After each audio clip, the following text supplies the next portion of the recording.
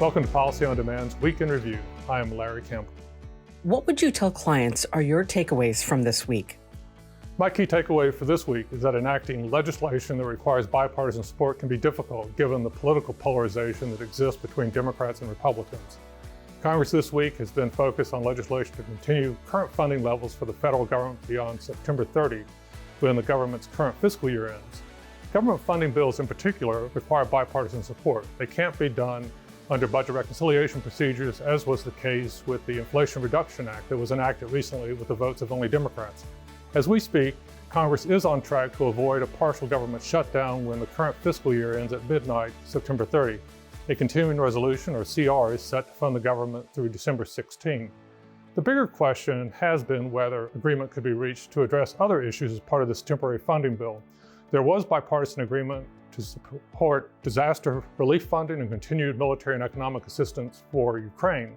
However, efforts to secure bipartisan support for energy project permitting reforms proposed by West Virginia Senator Joe Manchin were unsuccessful.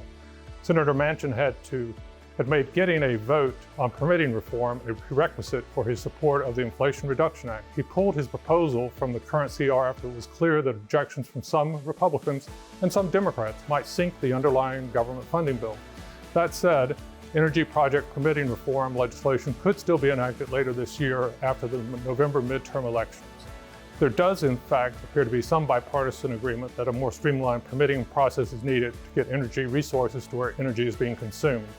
We will have to see what the post-election mood is on Capitol Hill later this year for bipartisan action on permitting reform, as well as other issues like a year-end tax bill.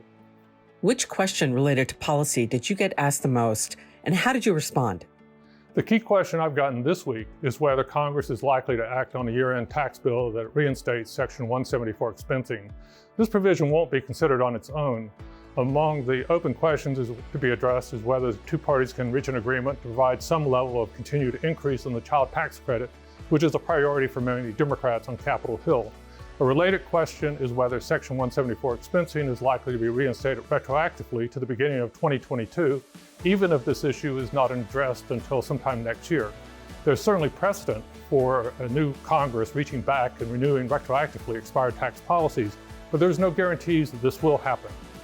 Where should companies focus their attention in the coming week? Companies will want to continue their focus on the potential for action on a year-end tax bill after the dust settles from the midterm elections. Companies may also want to review what the tax accounting and financial statement implications might be for them if no action is taken on Section 174. In addition, companies will want to continue their focus on regulatory guidance for the new book minimum tax and other Treasury guidance projects. Finally, companies with global operations will want to stay focused on the ongoing debate in the European Union and other key jurisdictions over the OECD's global tax policy proposals.